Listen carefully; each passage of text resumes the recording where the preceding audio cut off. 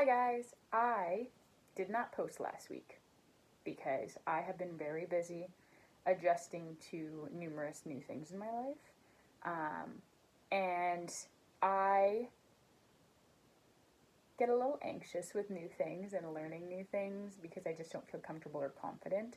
And that has become evident because in the last 2 days, at two different employments, I have been told that like something I could work on is that I sound a little bit robotic and very like strict to the script when I am speaking.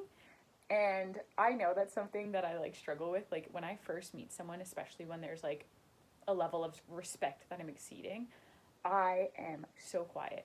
I want to absorb as much knowledge as I can. I want to sit back and listen. I want to take in everything to make sure that I don't do anything wrong. So I'm so shy, and I got called shy yesterday too. And yeah, like today I was told like, oh, like try not to talk too fast, like you want to be nice and like relaxed and everything. And I'm like, that will come, I promise. Like once I get comfortable, like there's more personality, there's more like confidence. And like that's the biggest thing is when I'm not confident in what I'm doing, that's where I'm going to start to struggle and I'm going to get quieter and I'm going to like pull back more. So my introverted side really shows in new situations, and lately like it's all been so new, like there's been so many new experiences for me, and so I just have to keep like whew, it's kind of tiring because I need to like pull myself together and be really prim and proper because that's the way I like to come across until I know how to like be.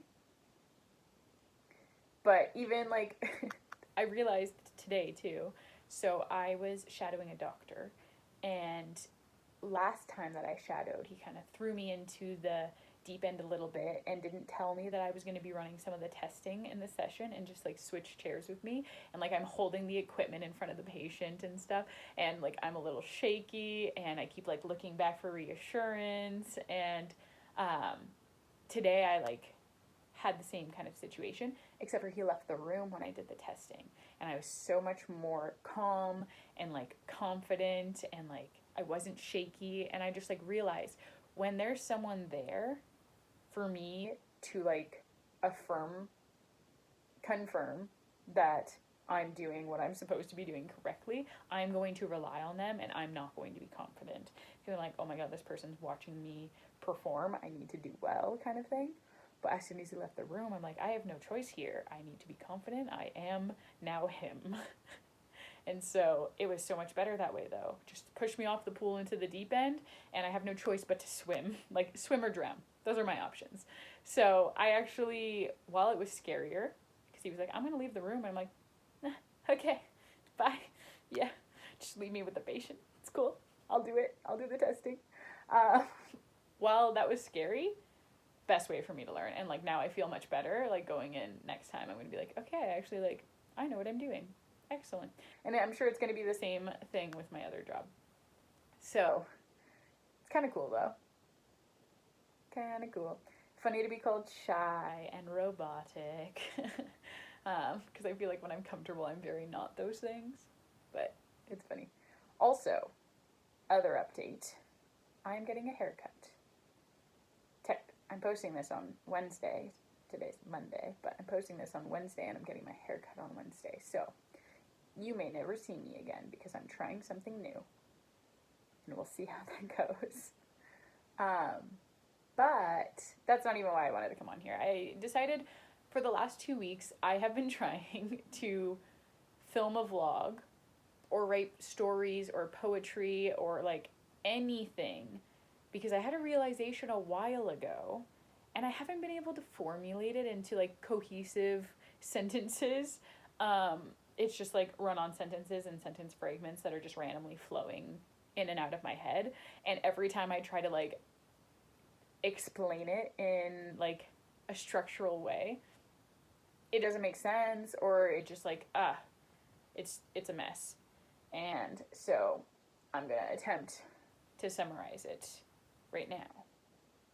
But basically, the overall realization was that we cause ourselves the most amount of pain due to our own expectations that we push onto others. And what I mean by that is there's so many different ways for us to do this because it's expectations that cause disappointment. You can't really be disappointed if you didn't expect anything. And there's a lot of people who go to the extreme of being like, I'm setting myself up for absolute disappointment. I don't believe in myself. I don't think I'm good. I think I'm horrible. I'm not going to get anything because I don't deserve it. Like, there's people who work themselves to that extreme of preparation for disappointment without expectation. I'm not saying that that's healthy, but I know a lot of people do that. And that makes sense to me because you're like, okay, well, I don't want to come across as like really egotistical. Like, then you have people on the completely opposite end of the spectrum who they think they are like literally God walking on water. Um, and they see no fault in themselves. So you got those two extremes. You want to meet somewhere in the middle. We do want to have expectations for people because that's what sets our boundaries. But we cannot project our own expectations of ourselves onto everyone else, or else obviously you're going to be disappointed because everyone's different. We all have different strengths and weaknesses. We all have different like specialties, you know what I mean? And I'm going to go into a couple examples of what I mean by this because these are the things that throughout my like time in therapy and like self-reflection and everything, like this is when I've come to realize this. Random example. I'm very good with names. I always lead with, sorry if I forget your name, I'm not that good with names because most people suck at names. And I get that. And I am setting other people up for just in case I disappoint you. Because if I tell you I'm good with names and I forget your name, I have set your expectations wrong. So I never tell people I'm good with names, but I am good with names. And I don't expect others to be good with names. I even introduce myself like as a teacher or anything like that. I usually introduce myself as like, I'm Miranda. I also answer to teacher, hey you, anything you can think of. Like, I set myself up and everyone around me not to need to remember my name. Granted, most people don't refer to me by anything else other than my name, but I don't expect anyone to remember it. And like, even at one of my new jobs, like actually both of my new jobs, I've met a lot of different people and I'm actually pretty good at remembering all the names and faces. Some of them take me a little while, depends how like frequently I see someone, but that's like something for me. If I had expectations for others, I'm probably gonna get disappointed if people forget my name. Totally fine. People who have known me for years still accidentally call me Amanda. So it's okay. I don't get offended by that stuff. It's totally fine. Or like another small example is I'm really good with birthdays too, and I really like birthdays. I like wishing people birthdays, surprising them on their birthday, like getting gifts for birthdays, etc. Like, I like celebrating other people's birthdays, and I'm good at remembering when their birthdays are for the most part, and I also have a bunch of birthdays in my calendar. Now, I don't expect other people to remember my birthday, and I'm not going to get offended if they don't. I have also forgotten one of my best friend's birthdays multiple years. It also just kind of depends on how busy I am. Like, I don't forget their birthday. I forget what day it is. But it happens sometimes. And like, again, they never get upset, which is very nice. But people who would get upset in that situation, like, they're shoving their expectations for themselves onto someone else. And that's causing them to be upset. You know what I mean? So there's other examples though, and like a big one that I've like realized more recently is the way that we receive and give love to like any kind of relationship, friendship, family, significant other, whatever. But the way that we give love is usually in like one of two ways. We either give love that we require to accept it, as in, oh, like I really need constant reassurance. Like, that's something personally I enjoy. So I'm going to give people reassurance so that I hope that they do the same thing back, kind of thing. And that goes into the second way that I think we express love, which is by mirroring the love we receive. So it's like, I gave you reassurance and you mirror it back to me. So those are the two ways, and they kind of go hand in hand, because in order to have like a really strong connection with someone, I feel like you both have to do the same thing. You have to give the love that you expect them to return, and you need to be able to mirror the other types of love that they want.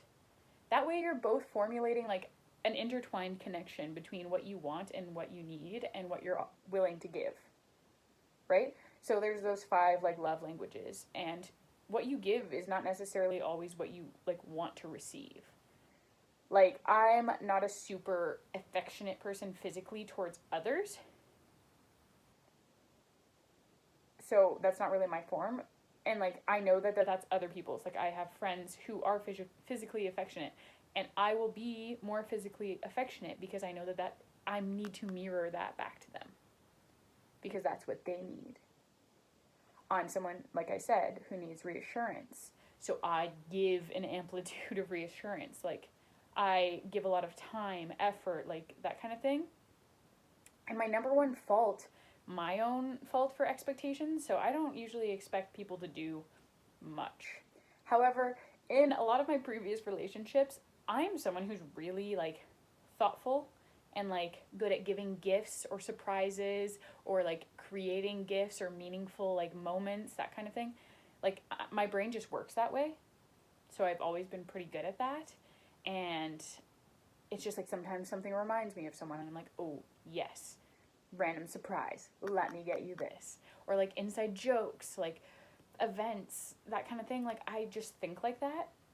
And in my previous relationships, that's something that I've struggled to accept, is I can't project the fact that I am good at that onto other people. And I've definitely done that before, because I'm like, okay, well, if I'm being this thoughtful and I'm thinking about you this much, then like, you don't love me if you don't do that back. But that's so wrong. That's not true. And that took me a while to like digest, because I'm like, okay, but this is how I show my love. And a way I like to look at it is, for example, with these gifts that I'm saying, like the thoughtful kind of presents. It's not even gifts. Like, it's not like I'm tangibly like buying gifts. It's just like ways to express my love, but through surprises and stuff like that. But say I'm at like 80% out of 100 here, and someone I was dating, their baseline is down at like 20%. Now, how I'm going to be disappointed here is if I expect their 20% to jump up to 80% and meet me at my level. I'm going to be so disappointed, because dang, that's a big jump, first of all. Like, that's not what is important here. But the expectation that wouldn't hurt me, and that is a boundary, or like something that I should just expect, because obviously if I give love like this, like, I would love to receive it like that. So seeing them jump from like a 20 to a 30 or 40% shows the effort that they are willing to put in to kind of meet me somewhere. And that effort, that like additional percentage of effort, is the compromise that keeps this connection going. Okay, so if they don't put in that effort, they're like, "Oh, like, you like this? That sucks. I don't do that." Then that's an issue with that connection, because they weren't willing to even adapt remotely to what you need. I'm using my hands so much in this video, and I apologize, but it's fine, right? And I feel like that's going to be the same thing. So that's, for example, with my friend who is more affectionate, like physically. Like, again, she's probably at an 80. I'm down here at like a 30. But for her, I'll bring it up to a 50. Because, you know what? I'm okay with that. Like, if this is how you receive love, I am willing to give you some of that. I am not going to meet you at 80. I'm sorry. But I'm willing to jump up. More hugs, be more, physically affectionate, not avoid human contact like I normally do. So I think that that's just how you build genuine connections with humans, is you learn what you need, and you learn what you give, and you learn how to give what they need as well. And then both people do this, and you create a wonderful connection of any kind. So that's been my biggest realization. And it's the same thing when you get upset with someone. You get into a fight, and are you really mad at the words that they said, per se? Or are you more mad that they didn't handle the situation like you would have?